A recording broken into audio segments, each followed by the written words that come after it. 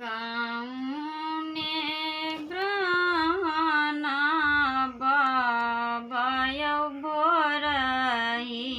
में लाई कौने ग्रहना यदि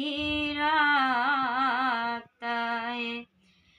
कौने ग्रहना बाबय भोरही में लाई कौने ग्रहना यदि रातय पोती ग्रहना बाबय मरवा बीचे लाई के यो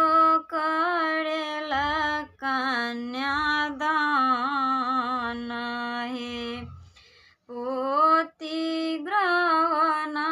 बाबय भोरही में लाई सूरज ग्रहना यदि रातय कौने ग्रहना पापय भोरही में लाई कौने ग्रहना यदि रातय बेटी ग्रहना पापय मरवा बीचे लाई मामी करेला कन्यादान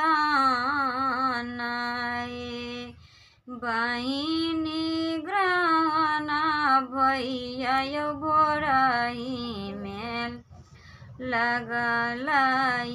भाभी